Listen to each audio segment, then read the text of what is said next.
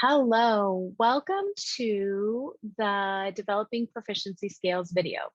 So if you're using this, you have already, oops, let me move this down a little. Sorry, guys. You have already unpacked your standard. So you've taken the time that it takes to unpack a standard fully and completely. And I'm going to show you now how to take all of this information and use that unpack standard to develop a proficiency scale. So the first thing that I do is that I highlight the standard. So I grab the standard from the unpacked standard document up at the top, and I put that in the essential standard. You can call it essential standard, priority standard, power standard, whatever your district calls it. And then as you look at this proficiency scale, a 4.0 is typically advanced. A 3 is typically on grade level, like the end of the year expectation for a standard. A 2 and then a 1. And I've seen people take out the 0 if they don't like that. And then on the right-hand side, these are the prerequisites that are necessary in order for students to truly meet the standard. Like, what are they going to need to know?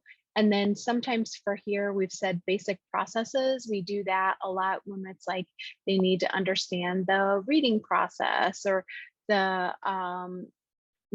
process of in an algorithm or something like that. A lot of times we'll add, they understand, they perform the basic understandings here instead of processes. So I'll change that right now for the purposes of this particular standard that we have. So it really does depend on the standard that you have in front of them. The beautiful thing is you've really done the hard work of unpacking standards. So this isn't going to be terribly difficult. So we'll start here with the terminology and what students need to know, understand, and be able to do. You've done that work here on what students need to know, like that basic declarative knowledge, and you have those definitions in place. So copy that and place that here. Now, clearly this is way too big. You'll probably have to manipulate the format a little bit to make it easier and less overwhelming for your document. So that's completely up to you. So we had specific vocabulary words that students would need to understand, and then just like rules and things regarding merging and operating a vehicle. And then we added the basic understandings. So this particular standard is that students should identify and comply with merging, speed control, lane selection, and existing situations on limited access roadways at speeds above 55 miles per hour. That's a mouthful, isn't it? So this is something that we do all the time when we're merging onto highways or merging onto limited access roadways. So there was a lot of things that we determined that students would need to be able to understand in order to do that. That's why I chose understanding versus basic processes.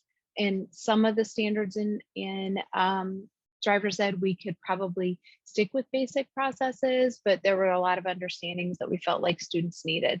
So I'm going to copy this, and that goes in this section here. See how like taking that time to do it well and thoroughly unpacking just makes the job so much easier, right?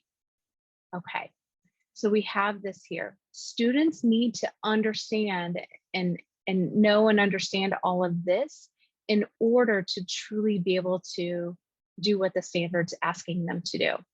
So now you have already determined all of those explicit and implicit learning targets, exactly what should be going in this 3 area. What do they have to do?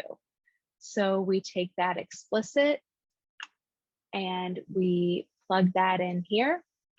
And then we take the explicit from, or the implicit from down here, and we copy that again, and we plug it in down here. Looks really overwhelming, doesn't it? Well, I'm going to take just a moment for you, and I'll pause this and I'll show you how we'll clean it up.